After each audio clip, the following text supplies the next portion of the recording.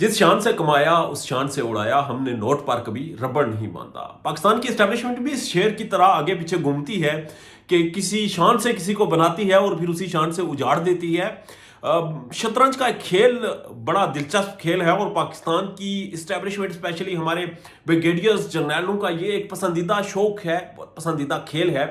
मगर मसला ये तब पैदा हुआ जब इस खेल में जो मोहरे इन्होंने बनाए थे वो मोहरे ही इनकी मात की वजह बन गए।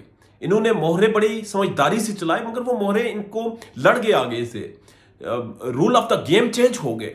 इन्हें पता नहीं चला कि ये जो बादशाह थे, ये जो किंग थे, ये जो किंग मेकर थे, ये किस तरह नाकाम हो गए और किस तरह इनकी जवाल सामने आ गया। अब ये इसे आपसी मीटिंगों में ये कहते हैं कि हम कोलेटरल डैमेज बर्दाश्त करें, ये चीज़ें बेहतर हो जाएंगी।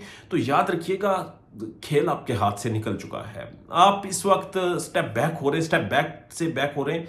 इमरान खान आपको हर रोज हेडशॉट खेल रहा है आपके साथ और आप आगे से सिर्फ स्टेप बैक हो रहे हैं। इसकी वजह सिर्फ यही है कि आपने बड़ी शान से कुछ लोगों को बनाया और फिर बड़ी शान से उन्हें उजाड़ा।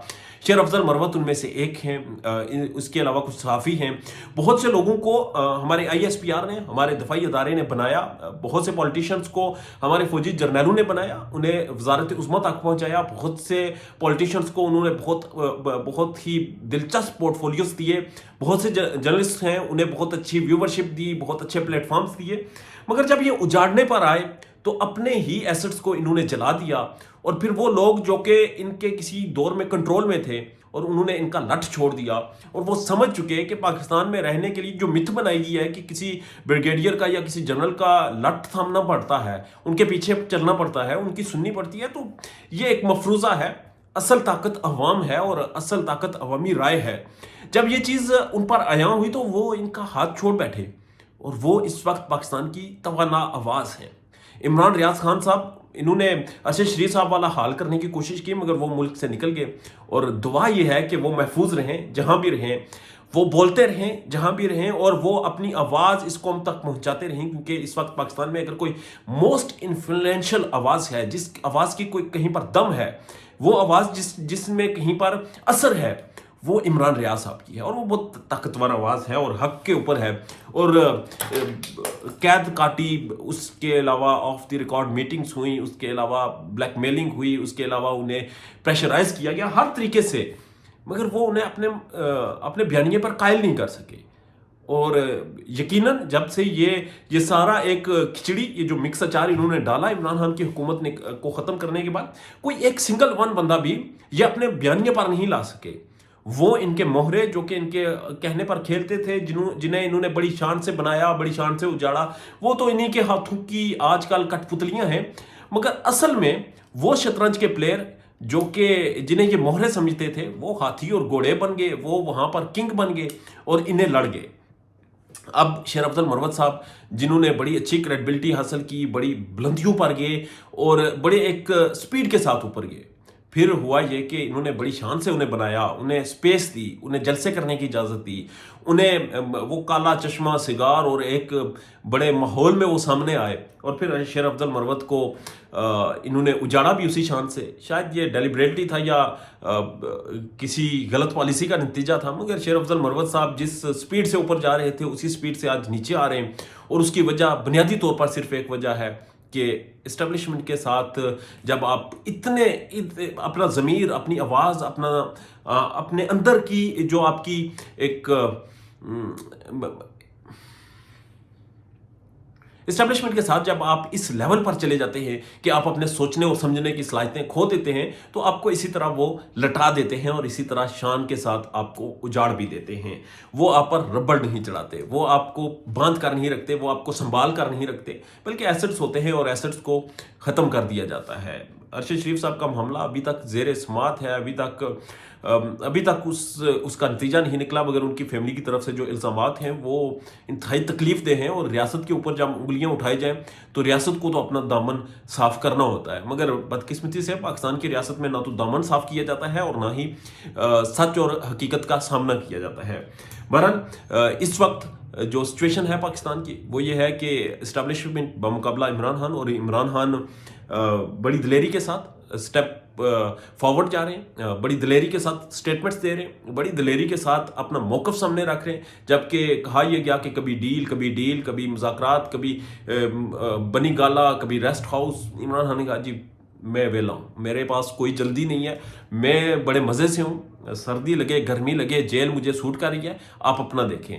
हसन न्याजी की वालदा इमरान खान की बहन का कल इंटरव्यू किया, उन्होंने यकीन करें इंसान हिल जाता है कि एक माँ ये कहती हुई नज़र आए कि मुझे खुशी है कि मेरे बेटे को 10 साल की सज़ा हुई, 2 साल की होती तो मुझे दुख होता। आप अंदाज़ा लगाएं ये इमरान खान की बहन है। जब इनके जज्बात ये हों, आपने कहा कि इमरान खान की अहलिया तलाक ले लेगी क्योंकि वो इक़्तिदार के लिए आई थी, वो खड़ी है, उसने इस्लामाबाद की तरफ मार्च किया और अब खबरें यह हैं कि कहीं मुज़ाकरात हो रहे हैं जिसकी वजह से वो खामोश हैं।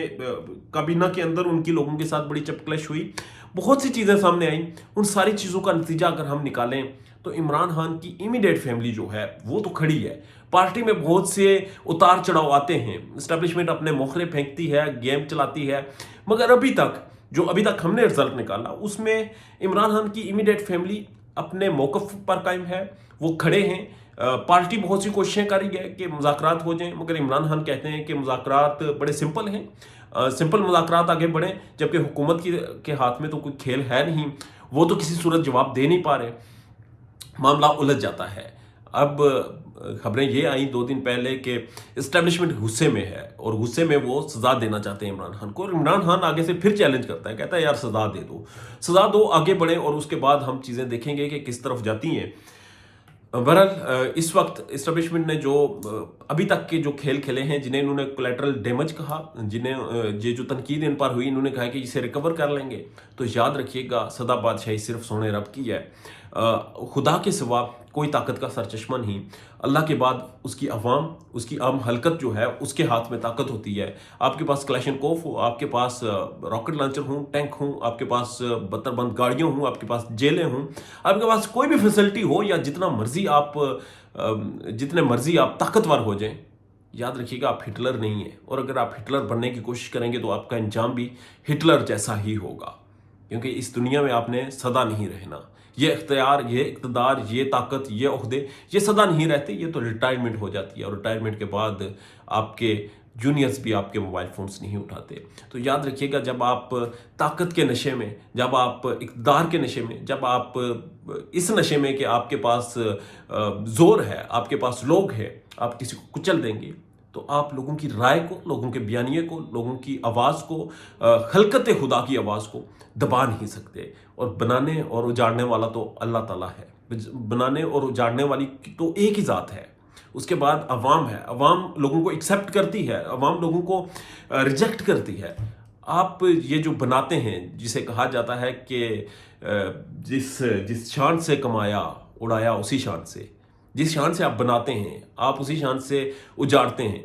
मगर आप देख लें, आपने बड़ी शान से बनाए, बहुत से लोग उजाड़ने की कोशिश की तो बहुत से लोग आपके हाथों से निकल गए, क्योंकि आपने जो सहारा लिया था वो हक का नहीं था, आपने जो सहारा लिया था वो मुनाफिकत का था, और मुनाफिकत एक्सपोज हो जाती है। अपना और अपने चाहने वालों का ढेर ज़्यादा ख्याल रखिएगा।